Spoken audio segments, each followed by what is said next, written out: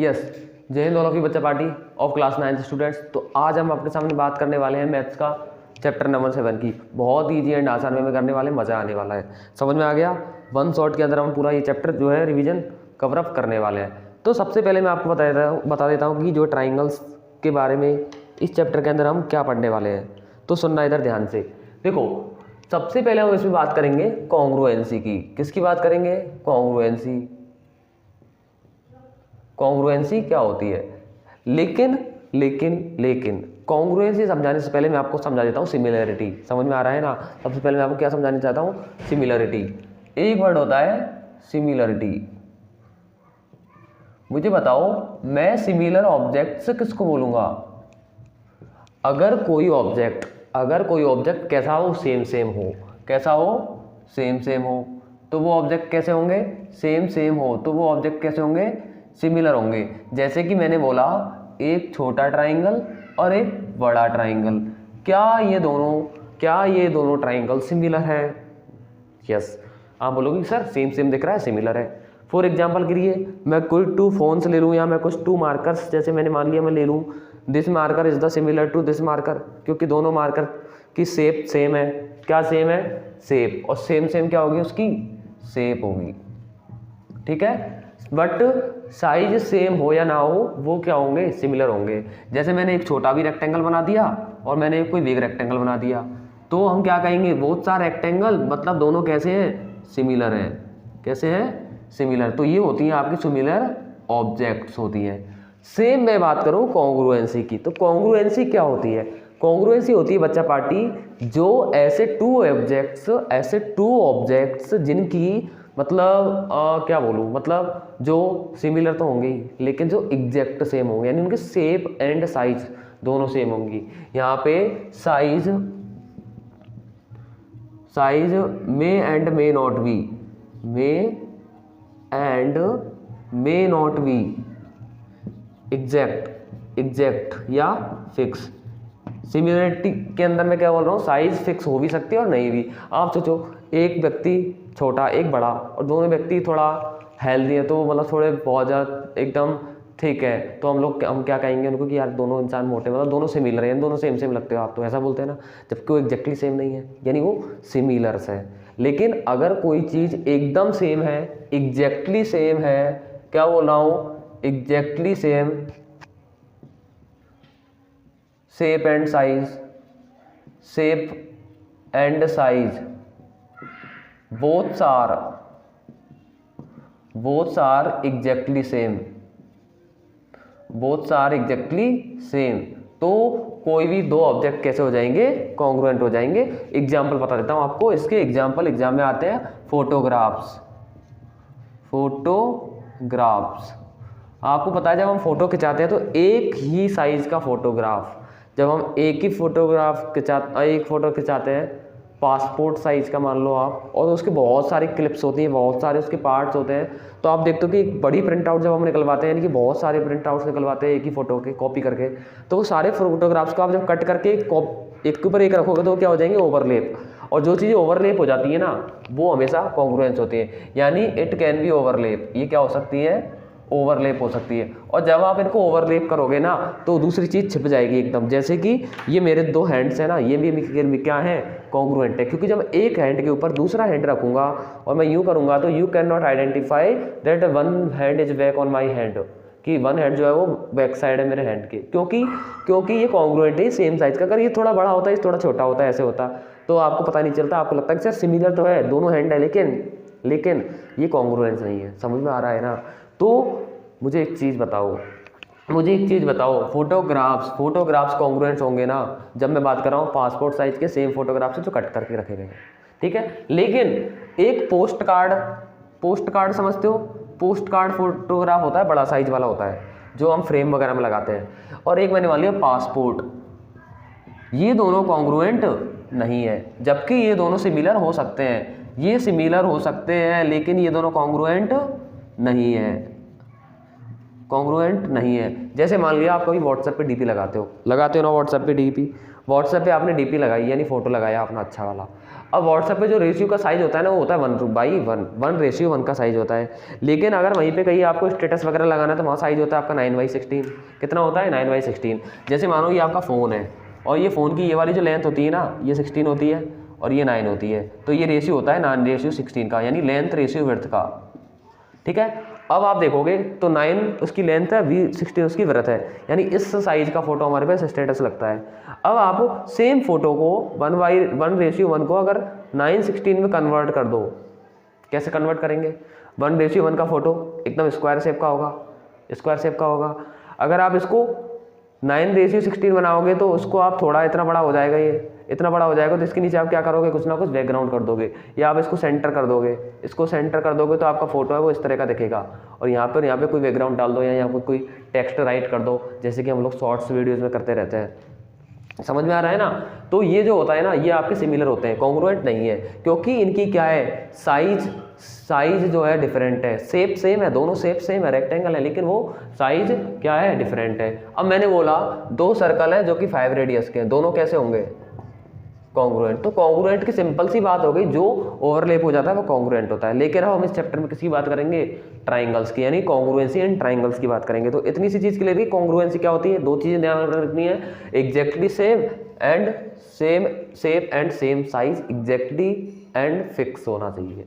समझ में आ गया? जैसे कि पार्ले जी की बिस्किट्स, जो बिस्किट आते हैं ना बच्चा पार्टी, वो बिस्किट जो होते हैं ना वो सारे कैसे होते हैं?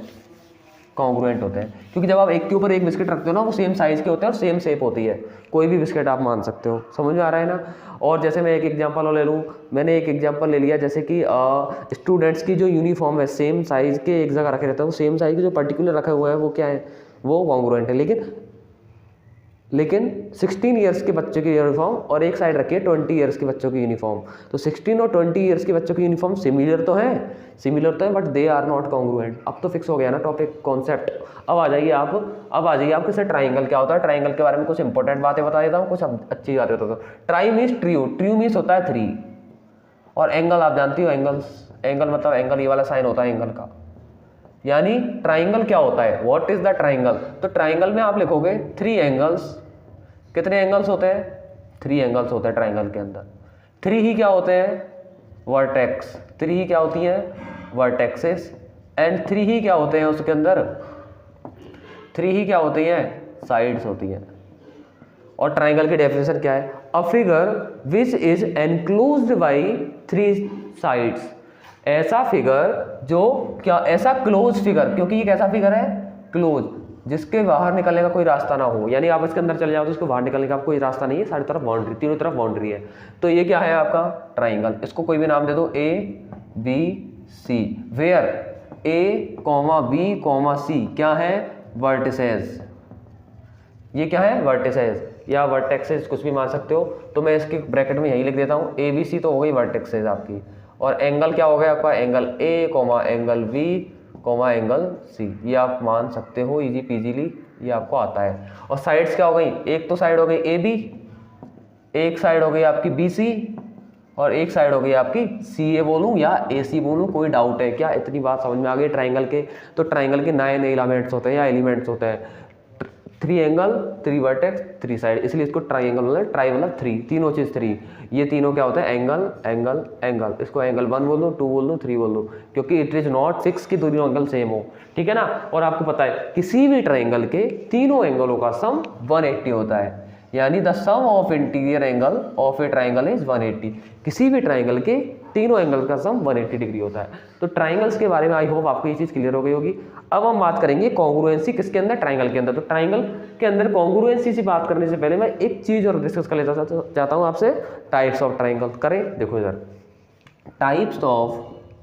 Type of triangles. एक छोटा सा मैं फ्लो चार्ट बना रहा हूँ आपके सामने। 2 टाइप्स के होते हैं, 2 टाइप्स के। पहला होता है on the basis of side, यानी एक तो होता है आपका साइड के बेसिस पे। अब आप बोलोगे कि सर साइड के बेसिस पे कैसे होता है? साइड के बेसिस पे हमारे होते हैं 3 टाइप। कितने टाइप होते हैं? 3 टाइप। कौन कौन से होते हैं? नेम में लिख रहा हूँ, एक एक ध्यान से सुन लेना। पहला होता है स्केलेन। कौन सा triangle? Scalene triangle. Scalene triangle. अगला होता है आपका ट्राई मैंने लिख दिया मेरा ट्राइंगल, ओके। अगला होता है हमारा आइसोस्केलस, और लास्ट होता है हमारा इक्वलेटरल ट्राइंगल। तीनों ही ट्राइंगल है तो साइड के बेसिस पे होते हैं। अब मैं बता देता हूँ तीनों के डेफिनेशन। स्केलेन ट्राइंगल वो ट्राइंगल होता है जिसकी तीनों साइड क्या होती हैं, डिफरेंट। जैसे मैंने कोई ट्राइंगल बना दिया, ये 3 सेंटीमीटर है, ये 4 है और ये 5 है, इसका मतलब ये कौन सा ट्राइंगल कहलाएगा, it called the scalene triangle. आइसोस्केल मतलब 2 साइड सेम, जैसे 2 और 5 मान लिया, कुछ भी मैंने मान लिया एग्जांपल के लिए, तो ये ट्राइंगल होगा आपका isosceles. A triangle in which 2 sides are equal is the isosceles. Important है, इस काम में आने वाला है इस चैप्टर के अंदर। अगला होता है इक्वलेटरल, नाम से ही क्लियर है, इक्वल, जिसकी तीनों साइड क्या हो, इक्वल हो, वो ट्राइंगल आपका होता है इक्वलेटरल ट्राइंगल। सेम टाइप के ट्राइंगल होते हैं on the basis of angles, क्योंकि आपको पता है ट्राइंगल के अंदर या तो साइड्स होती हैं या एंगल्स होते हैं, और वर्टिसेस तो उनसे मिलकर बनती है, तो उसका तो कोई रोल ही नहीं है जाता इतना, क्योंकि आपके पास साइड के बेसिस पे हो गया, अब एंगल के बेसिस पे हो जाएंगे। तो हम देखेंगे on the basis of angles, तो बेसिस के एंगल्स पे देख लेते हैं, सॉरी एंगल के बेसिस पे देख लेते हैं। तो इधर देखना ध्यान से, एक तो होता है आपका एक्यूट एंगल्ड ट्राइंगल, एक होता है आपका ऑब्ट्यूस एंगल्ड, या मैं लिख दूं पहले राइट एंगल्ड ट्राइंगल, एक होता है आपका ऑब्ट्यूस एंगल्ड ट्राइंगल। इतनी बात ओके है क्या? मैंने क्या बोला, on the basis of angles पे acute angle, right angle and obtuse angle. अब तीनों की बात कर लेता हूं। अगर किसी ट्राइंगल के तीनों एंगल एक्यूट हो, और एक्यूट एंगल क्या होते हैं, जो 90 से स्मॉल होते हैं, यानी 0 to 90 के बीच वाले, यानी बिटवीन एंगल होते हैं। सारे एंगल एक्यूट हैं तो वो एंगल होगा एक्यूट एंगल। अब आप बोलोगे कि सर कैसे? अब मैं एक एग्जांपल बताता हूँ आपको, ये हटा देता हूँ, इन तीनों के एक एग्जांपल बता देता हूँ। जैसे मैंने माना कोई भी ट्राइंगल ड्रॉ किया, ये वाला 60 डिग्री है, ये वाला मैंने मान लिया 30, और ये वाला कितना हो जाएगा, मैंने 50 मान लिया, मान के चलो, और ये वाला कितना हो जाएगा 70, ठीक है ना।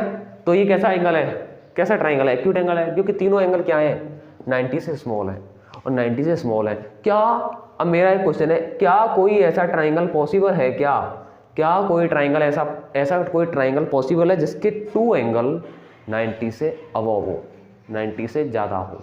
आप कहोगे कि सर 2 एंगल को मैंने मान लिया 90, ये 90 और ये 90, पहले तो ये 90 एंगल तो होगा ही नहीं होगा ना।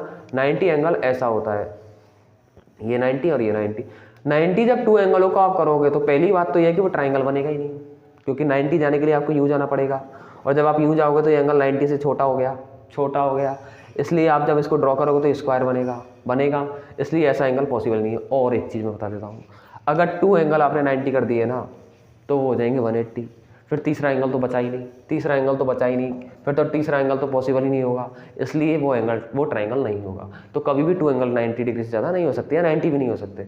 ऑब्ट्यूस एंगल ऐसा अब राइट एंगल की डेफिनेशन क्या होगी, ऐसा ट्राइंगल जिसका 1 एंगल 90 हो। अब 1 तो 90 पॉसिबल है ना, 1 एंगल 90 का हो गया।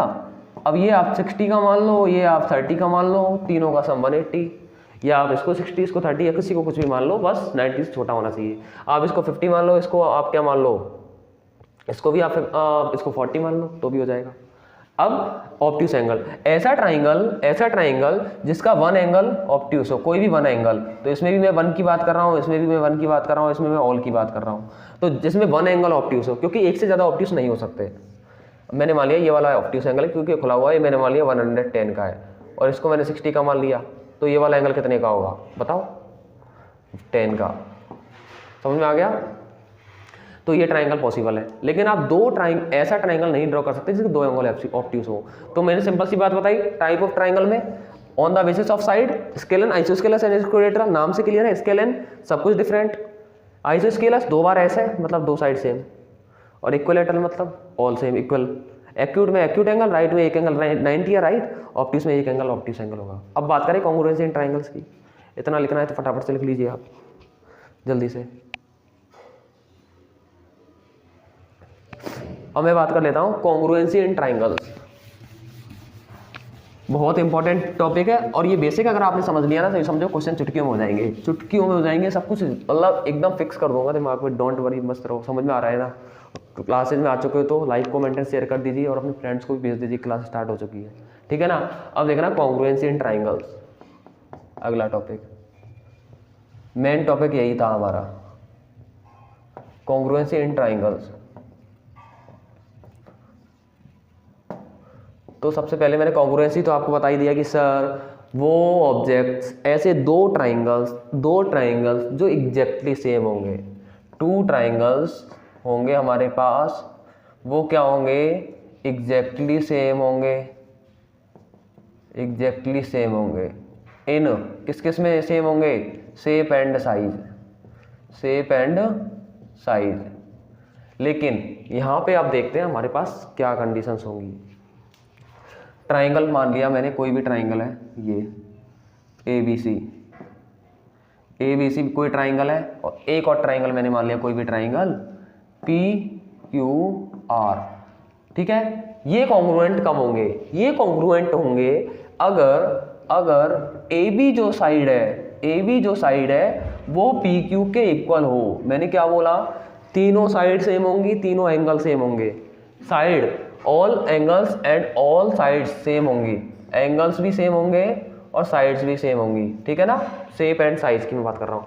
तो ए वाली साइड इस वाली साइड के इक्वल, साइड बी सी जो है वो साइड क्यू आर के इक्वल होगा, यानी सेकेंड साइड के इक्वल दोनों ट्राइंगल्स की मैं बात कर रहा हूँ। थर्ड, ये वाली जो साइड है इसकी थर्ड साइड के इक्वल होगी, यानी जो ए सी है ना वो इक्वल हो जाएगा पी आर के। इतनी बात समझ में आ रही है मैंने क्या बोल रहा? इसकी तीनों साइडों के इक्वल होंगे तभी तो वो ओवरलैप होगा, अदरवाइज तो वो ओवरलैप ही नहीं होगा। इसको उठा के मैं इसके ऊपर कब रखूंगा? जब इसकी तीनों साइड के इक्वल है। अगली चीज, और एक और चीज एंड लगा के मैं लिख देता हूँ, एक छोटी सी चीज, इसका जो एंगल है ना वो इस एंगल के इक्वल होगा, यानी एंगल ए इक्वल टू होगा एंगल पी, एंड ये वाला जो एंगल है सेकंड एंगल, मैं इसको डबल एंगल से डिनोट कर दूं, इसके एंगल के इक्वल होगा। इतनी बात समझ में आ रही है? इसका थर्ड एंगल इसके भी थर्ड एंगल से क्या होगा? इक्वल होगा। इतनी बात समझ में आ गई क्या बच्चा पार्टी? तो ये कंडीशन अगर है ना तभी वो ट्राइंगल क्या होगा? कॉन्ग्रुएंट होगा। इसका मतलब मैं लिख सकता हूँ कि जो ट्राइंगल ए बी सी है वो कॉन्ग्रुएंट है ट्राइंगल पी क्यू आर के, कॉन्ग्रुएंट होगा क्योंकि ये तीनों कंडीशन वैलिड है, एंगल भी सेम और साइड भी सेम, इसका मतलब वो ओवरलैप हो जाएगा। अब एक कॉन्ग्रुएंट का साइन होता है आपका ये वाला साइन, कॉन्ग्रुएंट का साइन कौन सा होता है? ये वाला साइन, तो कॉन्ग्रुएंस का सिंबल ये वाला सिंबल होता है। समझ में आ गया? अब मैं एक एग्जांपल और लिखता हूँ आपके सामने, पहले इतना आप लिखते रहो, एक एग्जांपल मैं यहाँ लिख रहा हूँ, X Y Z P L M L,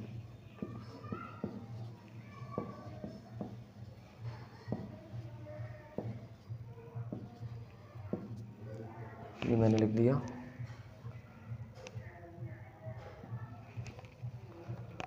चलो मैंने ये लिख दिया, पहले आप ये लिख लो फटाफट से, अब मैं आगे बात कर लेता हूँ, इजी सी बात है। अब इधर देखना एक बार ध्यान से, मुझे बताना है कि ये ट्राइंगल कॉन्ग्रुएंट है या नहीं है। अब आप बोलोगे कि सर ये दोनों से कॉन्ग्रुएंट नहीं लग रहे हैं, लेकिन बच्चा पार्टी कॉन्ग्रुएंट है, क्योंकि देखो 2 5 4.5 2 5 4.5। अब बोलोगे इसको मैं रखूंगा कैसे? आप इस ट्राइंगल को यूँ घुमा सकते हो क्या? इस वाले ट्राइंगल को यूँ नीचे रखा है, इस ट्राइंगल को आप यूँ कर दो सीधा। जब आप सीधा करोगे तो 2 इधर आ जाएगा ऊपर, 2 5 इधर हो जाएगा 4.5। जब आप उसको उल्टा करोगे, इसको आप ऐसा ड्रॉ करोगे तो 4.5 नीचे आ जाएगा। समझ में आया? अब इसको हम चेक करते हैं कि कैसे ये हुआ। अब इसको हम मैथमेटिकली प्रूव करते हैं कि कॉन्ग्रुएंट है। देखना अब मैं क्या बोल रहा हूँ, एक्स वाई जो है ना वो किसके इक्वल होगा? एक्स वाई किसके इक्वल हो जाएगा? इस ट्राइंगल का 2 कहाँ पर है? इसके एम एन के, किसके इक्वल होगा? एम एन के, जो कि है आपका 2। एक साइड इक्वल, मैंने बोला 3 साइड इक्वल निकाल लिए। अगला है 4.5 हम किसको बोल रहे हैं? वाई जेड को। तो वाई जेड जो है ना वो इसके एल एन या एन एल कुछ भी आप लिख दो, इसके इक्वल है जो कि आपका 4.5 मीटर सेंटीमीटर आप मान सकते हो। सपोज दैट मैं एग्जैक्टली लिख रहा हूँ, जेड एक्स जो है वो एल एम के इक्वल है, जेड एक्स जो है वो एल एम के इक्वल है जो कि आपका 5 मीटर सेंटीमीटर कुछ भी मान लो आप। अब इसको मुझे लिखना है कि कौन सा जो ट्राइंगल है वो कॉन्ग्रुएंट है, इन ट्राइंगलों के नाम क्या होंगे। नाम देखने के लिए हमें क्या देखना होता है, सीक्वेंस देखना होता है। क्या देखना होता है, सीक्वेंस। ऐसे ही नहीं कुछ भी लिख दिया, ट्राइंगल का सीक्वेंस देखना मोस्ट इंपॉर्टेंट एंड नेसेसरी है, डबल स्टार लगा लेना, ये चीज़ बहुत काम की है जो आगे और सिखाऊंगा मैं अभी। देखो मैं क्या बोल रहा हूँ, सर आप कहाँ से इस वाले ट्राइंगल को फिक्स कर लो, आप पहले वाले ट्राइंगल का नाम तो आप जो मन में आए वो लिख दो, एक्स वाई जेड लिख दो, जो ईजी टू स्पीक हो, ईजी टू टॉक यानी बोलने में आसान हो, ऐसा नाम ले लीजिए। दूसरा नाम जो है ना वो इस पे डिपेंड करेगा, जिस फॉर्म में ये है, जिस सीक्वेंस में ये है। पहले एक्स वाई लिखा है, पहले एक्स वाई लिखा है, मतलब एक्स वाई के बाद में मैंने जेड लिखा है, मतलब 2 के बाद में 4.5, पहले 2 वाली लाइन को लिखा है मैंने, फिर 4.5 वाली लाइन को लिखा है। इतनी बात समझ में आ रही है। मैंने पहले लिखा एक्स, फिर लिखा वाई, फिर लिखा जेड, पहले मैं एक्स से चला, फिर वाई आया, फिर जेड आया, यही चल रहा है। अब इस फॉर्म में जो सीक्वेंस मैंने यहाँ चला है, सेम सीक्वेंस में मुझे यहाँ चलना है। देखो इधर मैं पहले चलूँगा, मैं 2 के उस पॉइंट से स्टार्ट करूँगा कि अगले पॉइंट पे 4.5 तक आए, तो मैं 2 से उस पॉइंट से स्टार्ट करूँगा, तो मैं यहाँ से स्टार्ट करूँगा तो मैं 5 पे जाऊँगा, पर मुझे 5 पे थोड़ी जाना है, मुझे जाना है 2 से 4.5 पे जाना है। तो 2 से पहले मैं जाऊँगा, फिर 4.5 पे जाऊँगा, यानी मेरा सीक्वेंस ये बन रहा है। क्या मेरा सीक्वेंस ये बन रहा है, ये सीक्वेंस देखो 2 से 4.5 के लास्ट पॉइंट पे जहाँ 5 स्टार्ट हो रहा है, 2 से 4.5 के लास्ट पॉइंट पे जहाँ से 5 स्टार्ट हो रहा है, तो मैं लिखूँगा M N L, M N L. अब देखो आप, इसका एक्स वाई इसके एम एन के इक्वल है, एक्स वाई एम एन। आगे देखो, इसका वाई जेड इसके एन एल के इक्वल है, दिख रहा है, और इसका फर्स्ट लास्ट इसके फर्स्ट लास्ट के इक्वल है, एक्स वाई एम एल के इक्वल है। एक्स जेड या जेड एक्स एक ही बात है, और एम एल या एल एम एक ही बात है। तो कोई डाउट है क्या, तीनों चीज़ें इक्वल आ गई ना। तो इसी तरह से हम किसी भी ट्राइंगल के नेम दे सकते हैं, and these triangles are congruent. और देख ही रहा है, इसको बोलते हैं हम कौन सा रूल, ट्रिपल एस रूल। अगर किसी एक ट्राइंगल की 3 साइड अदर ट्राइंगल की 3 साइड के इक्वल हो जाए वो ट्रिपल एस रूल होता है। कैसे होता है अभी समझाऊंगा। अभी मैंने आपको नोमेनक्लेचर यानी नेम्स राइट करना सिखाया, जो कि सिक्वेंसली होता है। मोस्ट वर्ड है सीक्वेंस। ओके, अब हम बात करेंगे कॉन्ग्रुएंसी, क्राइटेरिया ऑफ कॉन्ग्रुएंसी। अब हम बात करेंगे क्राइटेरिया ऑफ कॉन्ग्रुएंसी। और क्राइटेरिया ऑफ कॉन्ग्रुएंसी के अंदर फर्स्ट पॉइंट मैं बताने वाला हूँ कौन कौन से क्राइटेरिया हम पढ़ेंगे। पहला है आपका SAS कॉन्ग्रुएंसी। सेकंड है हमारा, सबका एक एक का पार्ट हम करने वाले हैं। अगला हमारे यहाँ होने वाला है AAS। थर्ड हमारा होने वाला है आपका ट्रिपल एस। और फोर्थ हमारा होने वाला है RH। मेन हम पढ़ रहे हैं ये SAS रूल कह सकते हो या कॉन्ग्रुएंसी, कुछ भी कह सकते हो आप, ये सारा कॉन्ग्रुएंसी है। अब एक एक को पढ़ेंगे क्या होती है। अब आप बोलोगे कि सर ट्राइंगल के अंदर 3 एंगल होते हैं, 3 साइड होती है और 3 वर्टेक्स होती है। 3 एंगल 3 साइड तो हमने देखे हैं, वो इक्वल होते हैं तभी कॉन्ग्रुएंट होते हैं।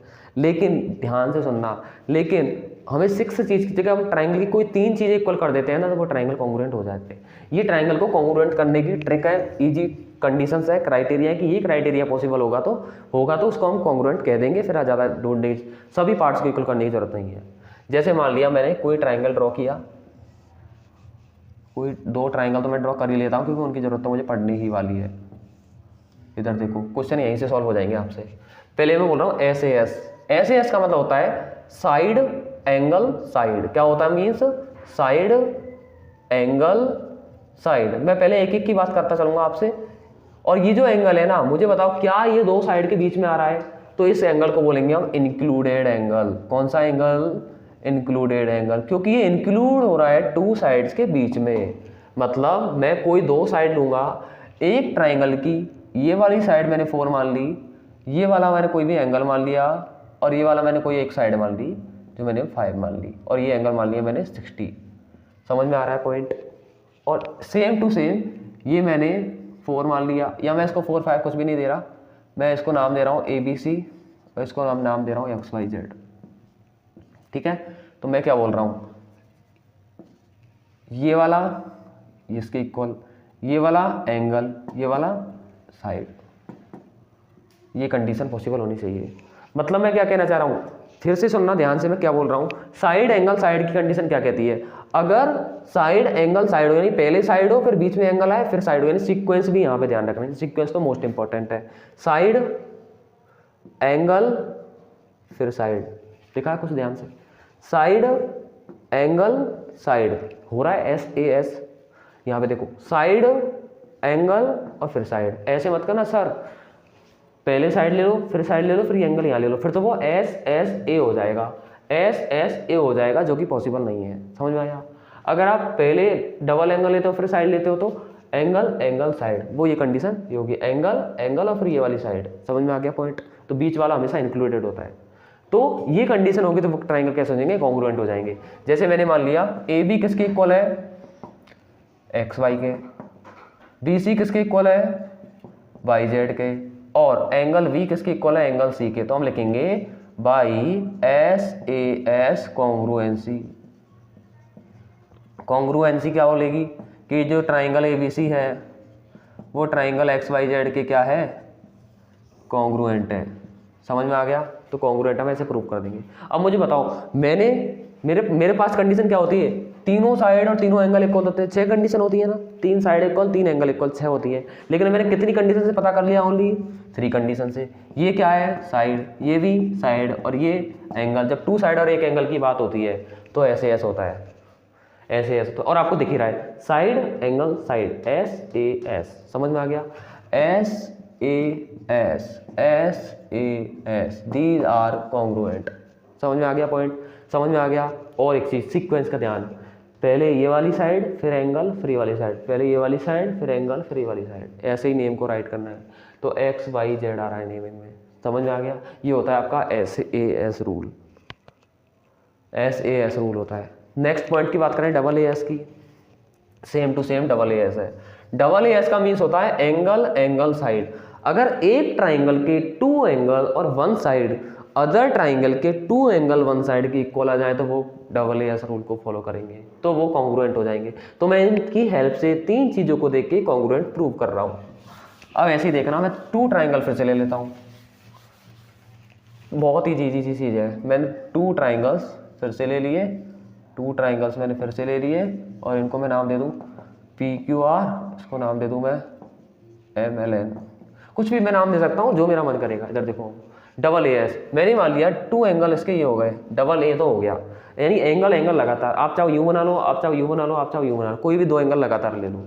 उसके बाद में एक साइड ले लो, तो एंगल एंगल साइड, ये साइड मैंने ले ली, इसको मैं डैश करता हूँ, यानी ये वाली। उसमें भी ऐसे, अब मैंने यहाँ पे मान लिया ये वाला एंगल, ये वाला एंगल और ये वाली साइड। अगर एक ट्राइंगल के 2 एंगल और इन एंगलों को भी मैं कट कर देता हूँ, इससे मुझे पता चलेगा कि ये वाला एंगल इसके इक्वल और ये वाला एंगल इसके इक्वल है। समझ में आ रहा है ना आपको, समझ में आ रहा है ना।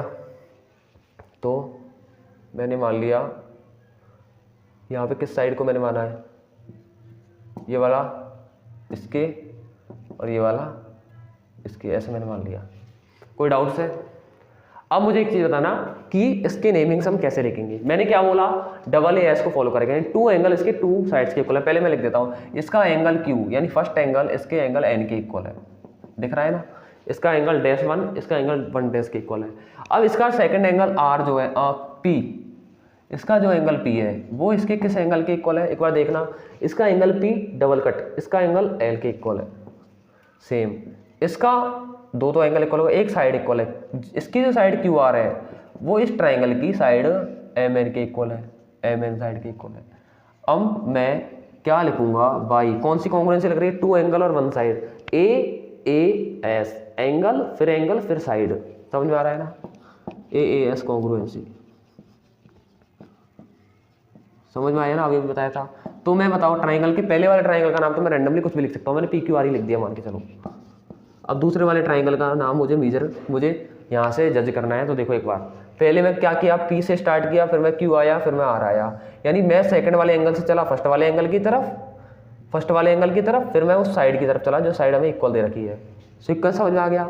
तो मैं सेकंड वाले एंगल से चलूंगा फर्स्ट वाले एंगल की तरफ, सेकंड वाले एंगल से चलूंगा कहाँ की तरफ, फर्स्ट वाले एंगल की तरफ, फिर मैं उस साइड पे फॉरवर्ड होऊंगा जो इक्वल साइड है, उस वाली साइड पे जाऊंगा जो इक्वल साइड है। इसका मतलब हमारा सीक्वेंस बन गया ये L N M, L N M, ये हो गई आपकी क्या कॉन्ग्रुएंसी।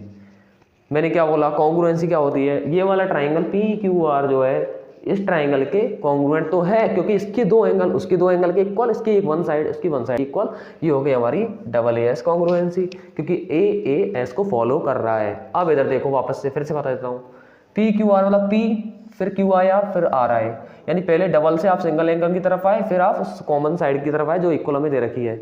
सेम टू सेम यहाँ पे पहले आप डबल एंगल से सिंगल एंगल की तरफ आए, फिर आप आए वो साइड जो हमें दे रखी है इक्वल। समझ में आ रहा है ना? यस।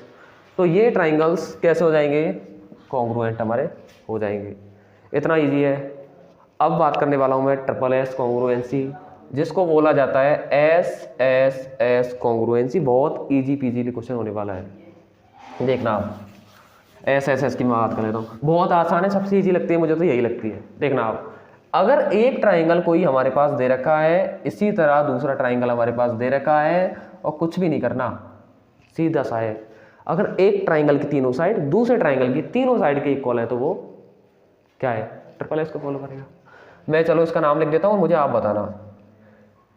नाम मैंने ले लिया इसका पी क्यू आर, और इसका नाम मैंने लिख दिया एक्स वाई जेड, और मैंने लिख दिया ये इसके इक्वल है, ये इसके इक्वल है, ये इसके इक्वल है। मुझे बताओ कि कॉन्ग्रुएंसी तो लग गई ट्रिपल एस, क्योंकि थ्री साइड के इक्वल कॉन्ग्रुएंट है। अब मुझे बताओ triangle P Q R congruent होगा किस ट्राइंगल के। अब मैं इसका नेम क्या लिखूंगा, सिक्वेंसली नेम लिखना है। जल्दी फटाफट से कमेंट में बताइए कि नेम क्या होगा, अब इसका नेम क्या होगा। तब तक थोड़ा वाटर पी लेता हूँ।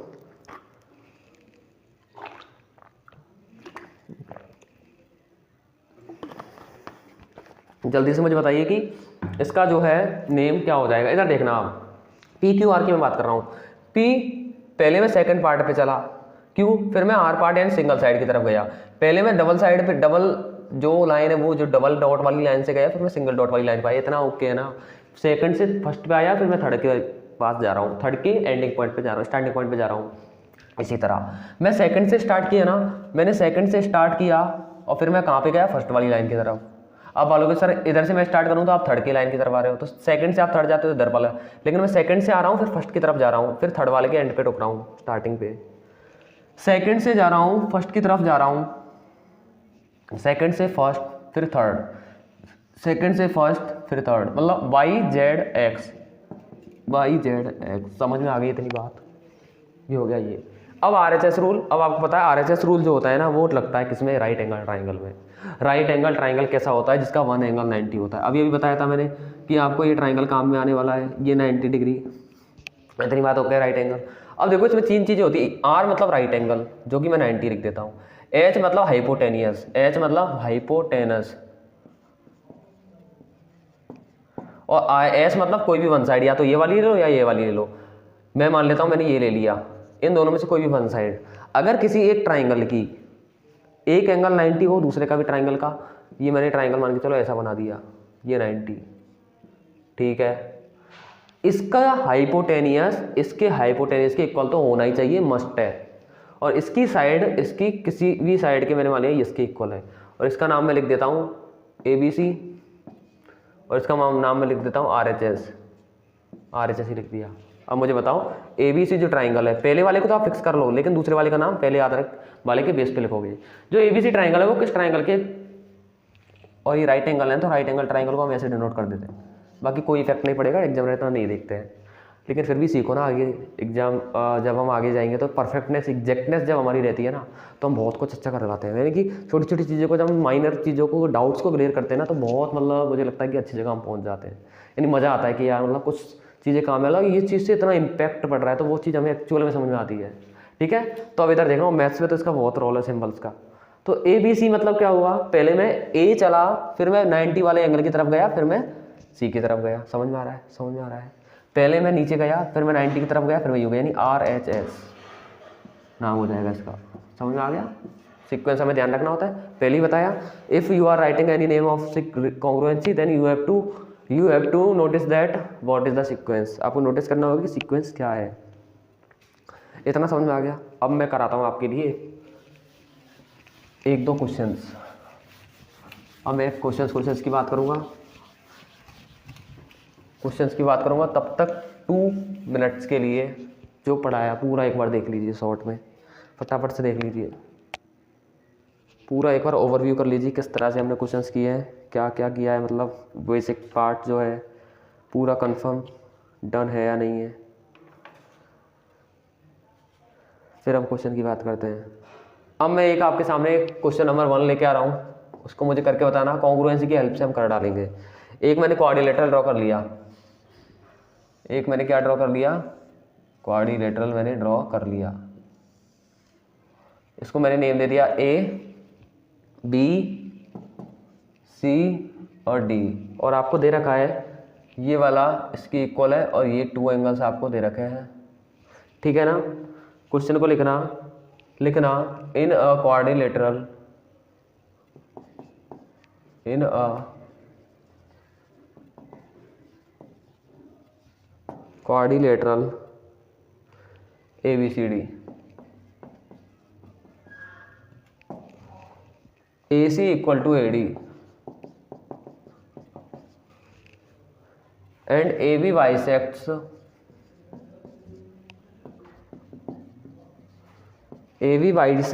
angle A, so that you have to show that triangle ABC is congruent to triangle ABD। अब हमको ये करना है, अब इसका मैं प्रूफ दिखाता हूं आपको। यस, इधर देखना ध्यान से, मैं क्या बोल रहा हूँ, मेरे पास क्वाड्रिलेटरल है, मुझे पता है कोई भी क्वाड्रिलेटरल 2 ट्राइंगल से मिलकर बनता है, एक ट्राइंगल ही हो गया, एक ट्राइंगल ही हो गया, बहुत इजी पीजी होने वाला है। इधर देखो इजी पीजी क्या होने वाला है, ट्राइंगल ABCD है, ABCD, ओके सर। AC किसके इक्वल है, AD के इक्वल है, यानी कि जो AC है ना वो AD के इक्वल है, ये हमको गिवन है। तो पहले मैं क्या गिवन लिख दूं, क्या गिवन क्या है मुझे, AC जो है वो AD के इक्वल है, ओके बच्चा party, yes sir. And AB A को बाइसेक्ट कर रहा है, यानी जो AB लाइन है ना वो इस एंगल A को बाइसेक्ट कर रही है, मतलब बराबर भागों में बांट रही है। इतनी बात ओके है, समझ में आ रहा है कुछ।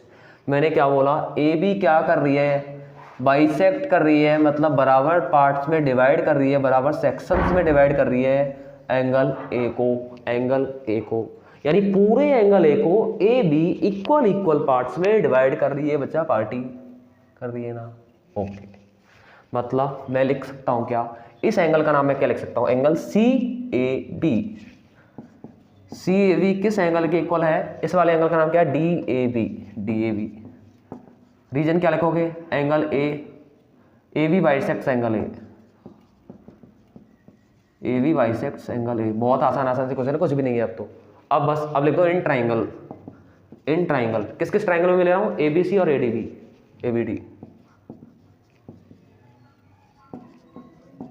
यानी जिन ट्राइंगलों में कॉन्ग्रुएंसी निकाल ली है ना उन्हीं ट्राइंगलों को उठा लो बस। एक तो ABC ट्राइंगल को उठा लो, ABC ट्राइंगल ये वाला ट्राइंगल हो गया, और ADB ट्राइंगल ये वाला ट्राइंगल हो गया, ABD या ADB जो भी बोल दो। अब मुझे बताओ, 2 चीज़ तो मुझे दे रखी है, AC equal to AD given, फिर एक और चीज़ मुझे क्या दे रखी है, CAB इक्वल टू DAB।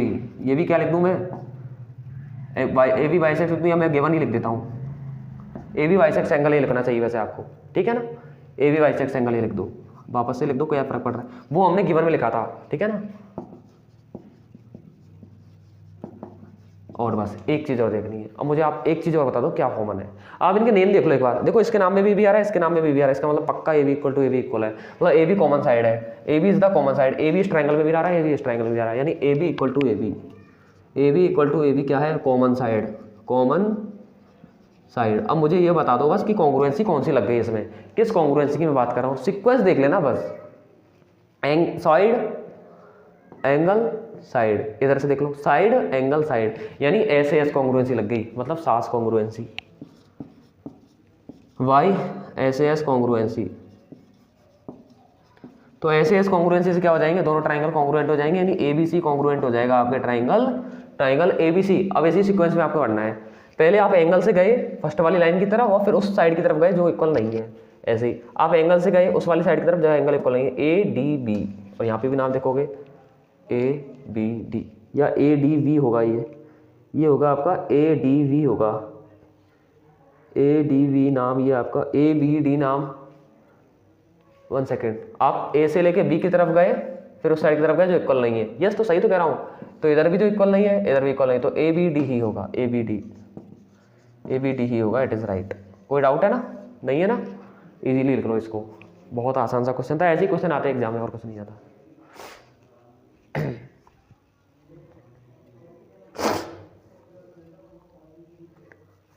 अगला क्वेश्चन की तरफ बात करें हम, ये लिख लीजिए फटाफट से, फिर एक और क्वेश्चन की तरफ हम बात करते हैं।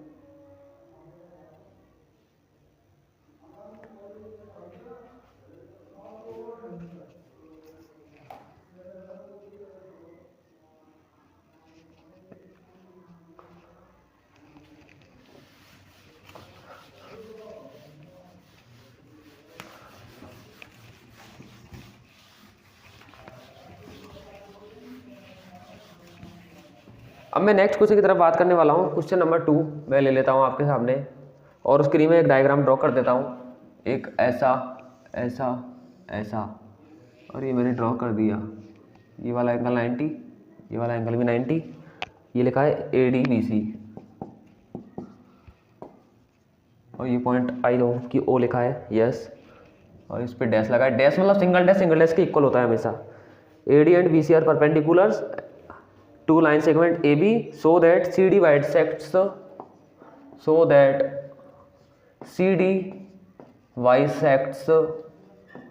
AB। CD जो है वो बाइसेक्ट कर रहा है किसको? AB को। तो प्रूव। जब भी इस तरह की बात होती है तो कॉन्ग्रुएंसी काम में आती है। तो मुझे बताओ, मुझे इक्वल क्या, गिवन क्या क्या है। तो मैं एक बार गिवन पार्ट को लिख देता हूँ। तो पहले गिवन पार्ट लिखना बहुत जरूरी है। गिवन क्या क्या है आपको? AD किसके इक्वल है? BC के इक्वल है, ठीक है। नेक्स्ट एक और आपको क्या देखा, एंगल B किसके इक्वल है? एंगल A के, जो कि 90 है, ठीक है ना। दो चीजें इक्वल है, मुझे और कुछ इक्वल नहीं दे रखा। अब मैं क्या करूंगा, मुझे बताना है कि CD बाइसेक्ट कर रहा है AB को, मतलब CD कौन है? CD ये वाली लाइन है। CD बाइसेक्ट कर रही है किसको? AB को, मतलब इसको और इसको बराबर भागों में बांट रही है। बाइसेक्ट मतलब इक्वल पार्ट्स में। मतलब मुझे मुझे प्रूफ क्या करना है? मुझे प्रूफ करना है कि OA बराबर OB, यही प्रूफ करना पड़ेगा। मतलब CD जो लाइन है वो AB लाइन को बाइसेक्ट कर रही है, बराबर भाग में बांट रही है, बराबर बांट रही है, मतलब इक्वल बांट रही है, मतलब ये इक्वल होगा।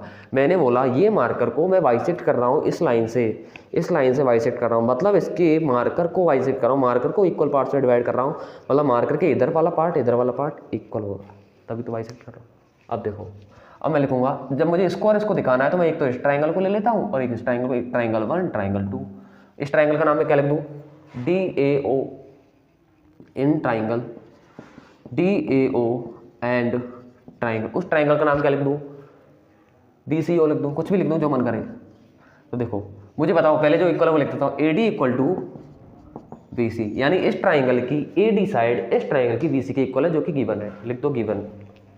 देखो गिवन से दो चीजें गिवन होंगी और एक चीज आपको दिखनी पड़ेगी, वहां दिख जाएगी, आपको इजीली दिख जाएगी एंगल के प्रॉपर्टी से, या कहीं ना कहीं कोई ना कोई चीज आपको पता होगी जो आपको या कॉमन हो जाएगा। तो सब कुछ दे रखा होता है क्वेश्चन में, एक आपको एंगल भी दे रखा है, तो मतलब कितना इजी पीजी कर रखा है हमको।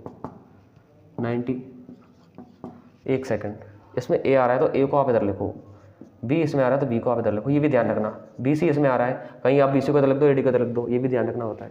इधर इसके पार्ट लिखने, इधर इसके पार्ट लिखने, यानी पहले वाले ट्राइंगल का एंगल A दूसरे वाले ट्राइंगल के एंगल B के इक्वल है, तो दूसरा वाला इधर साइड, फर्स्ट वाला इधर साइड, ध्यान रखना है, ठीक है। और क्या दे रखा है, या आप मेरे में चाहो तो राइट लिख दो, राइट का मतलब राइट नहीं, राइट का मतलब राइट एंगल। थर्ड, एक और चीज मुझे बताओ क्या इक्वल है। आपको पता है कि सर ये वर्टिकली अपोजिट एंगल है, जो एंगल एक्स पे बनते हैं वर्टिकली अपोजिट होते हैं, आपको बताया था लास्ट चैप्टर में, ठीक है। ये वाला एंगल इसके इक्वल है, यानी इस वाले एंगल का नाम क्या लिखूँ मैं? DOA लिख दूँ, एंगल DOA इक्वल होगा एंगल BOC के। ये हम रीजन क्या लिख देंगे? Vertically opposite angles. इतनी बात ओके। वर्टिकली अपोजिट एंगल्स हमेशा इक्वल होते हैं। तो मुझे बताओ पहला ट्राइंगल का नाम क्या है? Triangle DAO।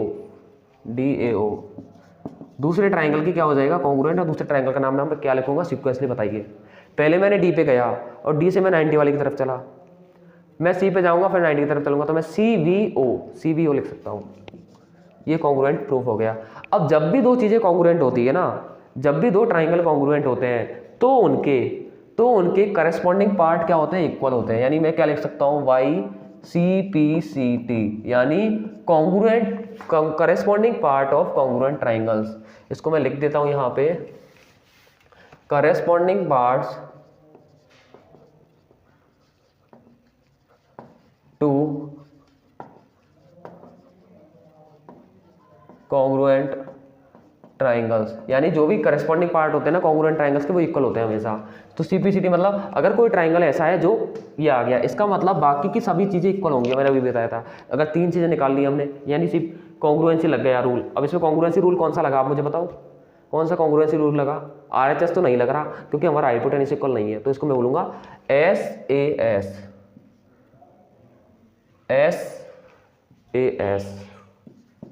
SAS रूल लग गया इसमें।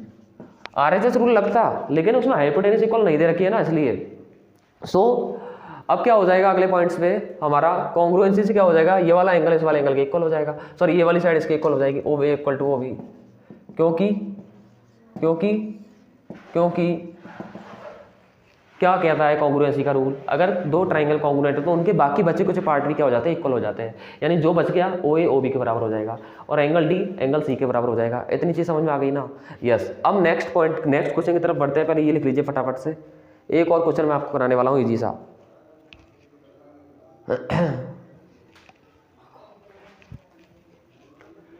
नेक्स्ट क्वेश्चन की तरफ हम बात कर लेते हैं, ध्यान से देखना आप। नेक्स्ट क्वेश्चन लिखना, क्वेश्चन नंबर 3। तब तक के लिए लास्ट क्वेश्चन रिवीजन करो, मैं नेक्स्ट क्वेश्चन आपके लिए देता हूं फटाफट से।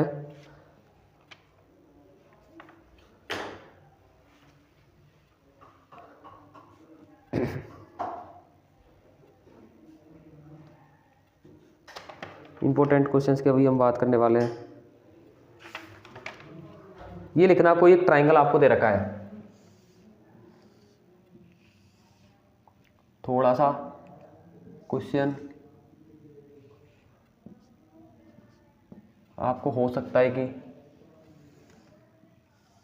हार्ड लगे, लेकिन क्वेश्चन इजी है, बहुत ज़्यादा इजी। मैं कुछ इस क्वेश्चन को कह सकता हूँ आपके लिए। और इसमें आपको दे रखा है कि ये वाली साइड इसके इक्वल है, इसका नाम है ABC और ये D, और ये आपको 90 के वन है। सॉरी, क्वेश्चन लिखा है कि AD bisects BC and AB equal to AC, क्योंकि ABC इज अ आइसोस्केलस, और आइसोस्केलस ट्राइंगल क्या होता है, जिसकी 2 साइड इक्वल होते हैं। तो ABC पूरा आइसोस्केलस है। देन आपको क्या बताना है, so that angle V equal to angle C। Proof. तो देखो, मैं 2 ट्राइंगल लेता हूं, मुझे B को C के इक्वल दिखाने वाला, एक ट्राइंगल इधर वाला, एक ट्राइंगल इधर वाला, इतनी चीजें ओके है। तो मैं बोल रहा हूं triangle ADB and triangle ADC, हमेशा 90 एंगल को बीच में लिखा जाता है, तो ADB लिख दिया, इसको ADC लिख दिया। अब मुझे इन दोनों ट्राइंगल को क्या करना है, प्रूफ करना है कॉन्ग्रुएंट। और जब ये दोनों ट्राइंगल कॉन्ग्रुएंट हो जाएंगे ना बच्चा पार्टी, ये वाला इसकी कॉन्ग्रुएंट हो जाएगा, इसका मतलब है इसका ये वाला पार्ट इसके ये वाले पार्ट के इक्वल आ जाएगा, यानी कि प्रूफ हो जाएगा। समझ में आ गया कि बाई CPCT। तो मुझे बताओ, तो मैं इन दोनों ट्राइंगलों में क्या चीज़ दिख पा रहा हूँ, मैं दिख पा रहा हूँ AB जो है ना वो AC के इक्वल है। AB किसके इक्वल है, AC के, गिवन। और मुझे पता है, और मुझे क्या पता है, AD is the common side. AD इस ट्राइंगल में भी, इस ट्राइंगल में भी है, तो मैं लिख सकता हूँ AD इक्वल टू AD, और रीजन क्या लिखूंगा, कॉमन साइड। अब कोई बच्चा पार्टी बोल रहा होगा सर एंगल 90 है, लेकिन मुझे बताओ अगर ट्राइंगल ऐसा बना होता फिर ऐसे होता तो क्या 90 है, नो। समझ में आ गया? अगर ये ऐसे होता तो क्या 90 है, नो। ठीक है ना? तो इधर देखो, उन्होंने बोला है कि AD जो है वो बाइसेक्ट कर रहा है BC को, तो AD जो है ना वो BC को बाइसेक्ट कर रहा है, इसका मतलब BD जो है वो DC के इक्वल होगा या नहीं होगा? BD किसके इक्वल होगा, DC को, क्योंकि हम क्या लिखेंगे, AD बाइसेक्ट मतलब बराबर पार्ट्स में डिवाइड कर रहा है, बाइसेक्ट्स BC को पूरे को डिवाइड कर रहा है। क्या लग गया, triple S। Triple S rule से क्या हो जाएगा, दोनों ट्राइंगल कौन क्या हो जाएंगे, ए डी वी कॉन्ग्रुएंट हो जाएगा आपका ए डी सी के। समझ में आ गया। अगर कॉन्ग्रुएंट है तो by C P C T क्या लिख सकते हैं हम, देखो कॉन्ग्रुएंट कर लो, फिर कुछ ना बचे सी पी सी टी लिख के और जो प्रूफ करना है वो लिख दो, angle V equal to angle C. क्योंकि जब ये दोनों ट्राइंगल कॉन्ग्रुएंट है तो इनके बच्चे कुछ पार्ट भी इक्वल हो जाएंगे बाई कॉन्ग्रुएंसी से। लिख दो, आंसर हो गया खत्म। आसान सा क्वेश्चन था। अब मैं आपको एक थ्योरम बताता हूँ।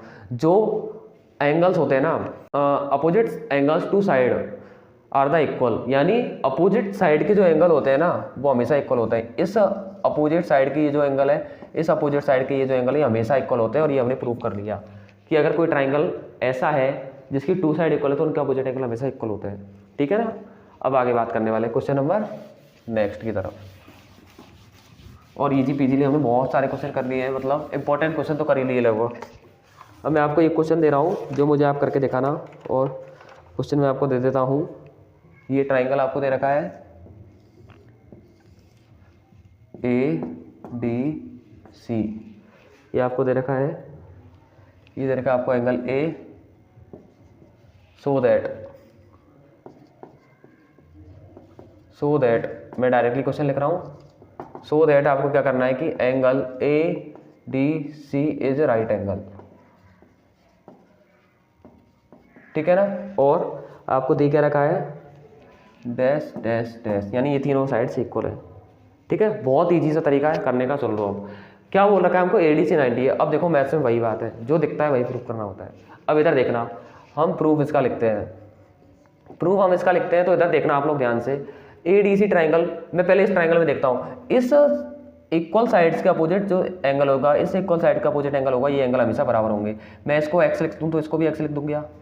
यस, तो मैं लिखूंगा angle A equal to angle D, मैं लिखूंगा angles to opposite side are equal, angles to opposite sides are equal. जो angle opposite side, opposite equal sides का अपोजिट एंगल इक्वल होते हैं। आगे अब देखो, इसके अपोजिट एंगल ये वाला, इसके अपोजिट एंगल ये वाला, यानी ये वाला भी एक्स तो ये वाला भी एक्स। इतनी बात समझ आ गई। अब मैं इन लाइंस को हटा दूँ, कन्फ्यूजन होगा वरना। फिर से देख लो, इसके अपोजिट एंगल एक्स, इसके अपोजिट एंगल एस, इसके अपोजिट भी एक्स, इसके अपोजिट भी एक्स। ठीक है, क्योंकि सारे सेम साइज के, इसलिए सबको एक्स मान लिया। अब मुझे बताओ, इस पूरे ट्राइंगल के अंदर, एक ट्राइंगल में बात कर रहा हूँ ए डी सी की, इन ट्राइंगल ए डी सी जो ट्राइंगल है उसके, अभी तो 90 पता नहीं है ना, सम ऑफ इंटीरियर एंगल 180 होगा क्या, सारे एंगल का सम, यानी angle A plus angle D plus angle C equal to 180 होगा। तीनों का सम 180, सी एंगल डी पूरा ही है, ठीक है ना, ये वाला आप मत समझना। तो मैं इसको लिख सकता हूँ एक्स प्लस, इस वाले एंगल का नाम हो जाएगा 2x प्लस उसका नाम हो जाएगा x इक्वल टू 180। कितना x हो गया, 4x, 4 डिवाइड में चला गया, कितना बचा 45, x 45 है। और एंगल डी क्या है हमारा, एंगल डी है हमारा 2x, तो 2 × 45 आ गया आंसर 90, मतलब राइट। और यही तो पूछा था, एंगल डी राइट है, ए डी सी मतलब यही तो हो गया, ऐसे प्रूफ हो गया। तो हमने अप्रॉक्सीमेट बच्चा पार्टी जो क्वेश्चन थे वो कर लिए हैं। और भी कोई डाउट्स है ना, कमेंट में डाल देना। सारे चैप्टर्स हम करते रहेंगे, बहुत ईजी पीजीली, मज़ा आया ना क्लास में।